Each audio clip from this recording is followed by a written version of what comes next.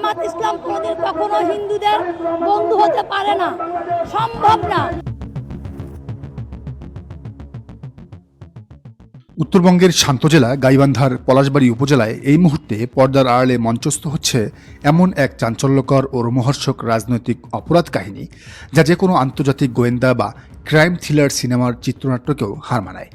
সাধারণ মানুষের সরল বিশ্বাসকে পুঁজি করে ধর্মের আফিম ঢেলে কিভাবে রাষ্ট্রের অতি সংবেদনশীল অন্দরে গভীর জাল বিছানো হয়েছে তার এক জীবন্ত ও ভয়ঙ্কর উদাহরণ তৈরি করেছেন পলাশবাড়ির মনোহরপুর গ্রামের কথিত শ্রী হরিদাস চন্দ্র তরণী ওরফে তৌহিদ ইসলাম। বিগত শেখ হাসিনা সরকারের সুদীর্ঘ সময়ে ক্ষমতার সর্বোচ্চ মহলে অবাধ যাতায়াত এবং বিশাল বিশাল মেগা মূর্তি নির্মাণের আড়ালে তার যে চাঞ্চল্যকর কারগুজারি এবং ডাবল এজেন্টের নিখুঁত প্রোফাইল আজ উন্মোচিত হচ্ছে, তা জাতীয় নিরাপত্তা ও সার্বভৌমত্বের জন্য এক চরম এবং তীব্র আতঙ্ক।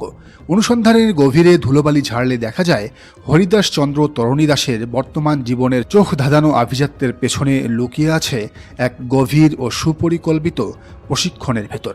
ভারতের একটি বিশেষ গোয়েন্দা সংস্থার ট্রেন্ড বা সুনির্দিষ্ট ছকে তৈরি এই হরিদাস চন্দ্র মূলত এসি বা এয়ার কন্ডিশনার মেরামতের বিশেষ কারিগরি প্রশিক্ষণ নিয়ে বাংলাদেশে ফেরত আসেন। এরপর কোনো প্রথাগত মেকানিক হিসেবে নয়, বরং অত্যন্ত রহস্যজনক উপায়ে তিনি কাজ বাগিয়ে নেন খোদ রাষ্ট্রের সর্বোচ্চ ক্ষমতার কেন্দ্র গণভবনে, যেখানে প্রধানমন্ত্রী শেখ হাসিনা দীর্ঘকাল বসবাস করেছেন। যতদিন প্রধানমন্ত্রী শেখ হাসিনা এই গণভবনে ছিলেন, ততদিনই এসি মেকানিক হিসেবে এখানে কাজ করেছেন এই হরিদাস চন্দ্র। গণভবনের এসি টেকনিশিয়ান এবং ইলেকট্রিশিয়ান হিসেবে কাজ করার সুবাদে তিনি খুব দ্রুত ভিআইপিদের অন্দরে নিজের নেটওয়ার্ক গড়ে তোলেন। তৎকালীন প্রধানমন্ত্রী শেখ হাসিনার ফুফাতো ভাই এবং আওয়ামী লীগের প্রভাবশালী শীর্ষ নেতা শেখ সেলিমের সাথে তার গড়ে ওঠে এক নিবিড় এবং অন্ধকার বাণিজ্যিক লেনদেনের সম্পর্ক। এই ক্ষমতাশালী রাজনৈতিক প্রোটোকলকে ঢাল বানিয়ে তিনি শুরু করেন কোটি কোটি টাকার এক মেগা প্রতারণার রাজত্ব। কিন্তু হরিদাসের এই রুদ্ধশ্বাস ডার্ক কাহিনীর গভীরতা শুধু গণভবন বা শেখ সেলিমের ক্ষমতার ছায়া পর্যন্তই সীমাবদ্ধ ছিল না। তার আর্থিক সাম্রাজ্যের উত্থানের যে খতিয়ান সামনে আসছে, তা আক্ষরিক অর্থেই পিলে চমকে দেওয়ার মতো।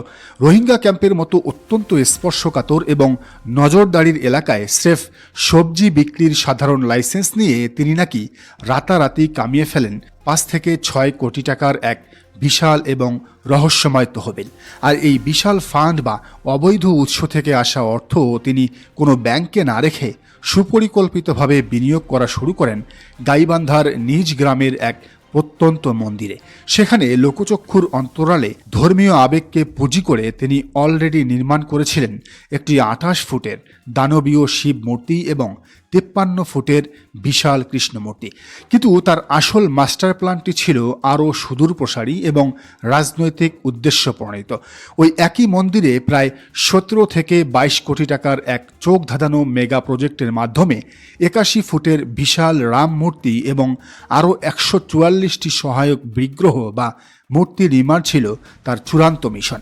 সবচেয়ে চাঞ্চল্যকর এবং রুদ্ধশ্বাস মোড়টি আসে তখনই যখন দেখা যায় খোদ ভারতীয় উচ্চ পর্যায়ের কূটনীতিকরা সরাসরি ঢাকার বাইরে প্রত্যন্ত গাইবান্ধার সেই অজপাড়াগায়ে গিয়ে হরিদাসের পাশে দাঁড়িয়ে তার নির্মিত এসব মূর্তি এবং মন্দির কমপ্লেক্স ঢাক ঢোল পিটিয়ে উদ্বোধন করে দিয়ে আসেন।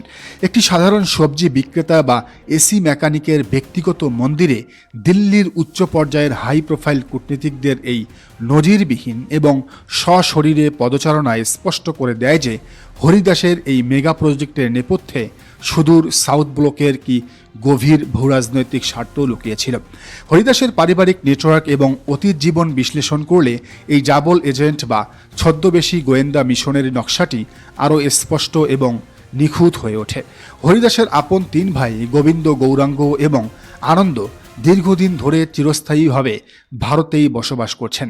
স্বয়ং হরিদাস নিজেও তার জীবনের একটি দীর্ঘ সময়, বিশেষ করে শৈশব এবং কৈশোরের পুরোটা সময়ই কাটিয়েছেন ভারতের মাটিতে, যেখানে তিনি ওই নির্দিষ্ট গোয়েন্দা সেলের সংস্পর্শে আসেন।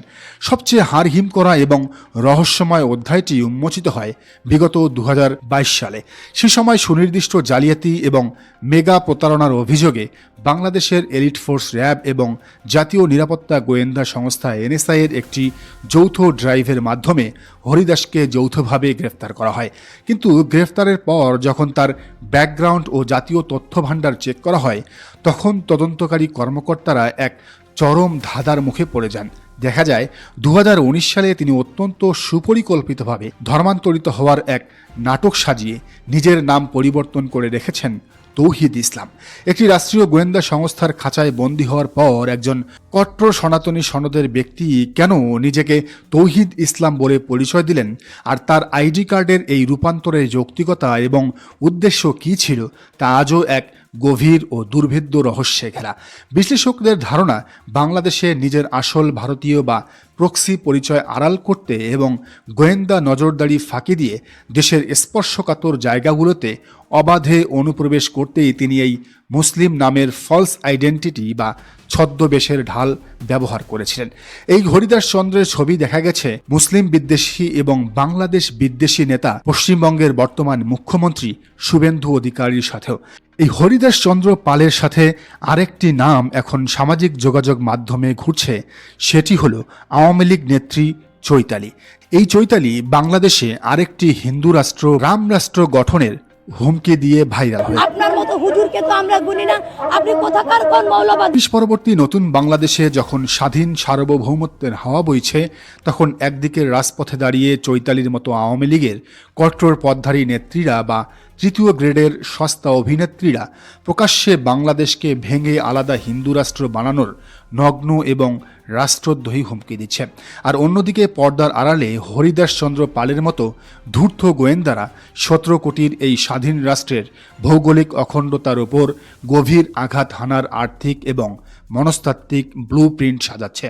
একবার চিন্তা করুন, এই একই ষড়যন্ত্র যদি কলকাতায় কিংবা ইন্ডিয়ায় কোনো মুসলিম নাগরিক করতেন, তবে তাকে এতক্ষণে গ্রেফতার করা হতো এবং রশিতে ঝোলানো হতো। রাজনৈতিক ও নিরাপত্তা বিশ্লেষকদের স্পষ্ট মত, চৈতালির মতো সস্তা এবং ফ্রিঞ্জ গ্রুপগুলোর টকশো বা ফেসবুকের ফাঁকা আওয়াজ দমনের চেয়েও বহুগুণ বেশি জরুরি হলো হরিদাসের মতো গণভবনের ভেতরে এবং বাইরে অবাধ সুড়ঙ্গ তৈরি করা এই কুখ্যাত ডাবল এজেন্ট এবং ভারতীয় রয়ের ট্রেন্ড কুলাঙ্গারকে অবিলম্বে পুনরায় কঠোর আইনের আওতায় এনে রিমান্ডে নেওয়া। সার্বভৌম রাষ্ট্রের বুকে বসে যারা অন্য দেশের এজেন্ডা বাস্তবায়ন করতে চায়, যারা ধর্মীয় পবিত্রতাকে দেশের ভেতরে দাঙ্গা ও আধিপত্য বিস্তারের হাতিয়ার বানায়, সেই সব দেশদ্রোহী এবং ট্রেইটারদের জন্য এই নতুন বাংলাদেশে কোনো ক্ষমা বা মার্সি থাকতে পারে না। পিবিআই এবং বিজিবির কাউন্টার ইন্টেলিজেন্স উইং যদি এখনই হরিদাসের এই 22 কোটির রাম মূর্তি প্রজেক্টের পেছনের আর্থিক লেনদেনের উৎস এবং তার ডাবল আইডেন্টিটির থলের বিড়াল পুরোপুরি বের করতে না পারে, তবে তা আগামী দিনে নতুন বাংলাদেশের জাতীয় নিরাপত্তার জন্য এক চরম এবং অপূরণীয় ধ্বংসাত্মক ট্র্যাজেডি ডেকে আনবে, তা একদমই নিশ্চিত। দর্শক, আপনি বিষয়টিকে কিভাবে দেখছেন জান মন্তব্যের ঘরে। আর এই চ্যানেলে নতুন হলে অবশ্যই সাবস্ক্রাইব করুন এবং বেল আইকনটি বাজিয়ে রাখুন, যাতে পরবর্তী ভিডিওর নোটিফিকেশন আপনি পান।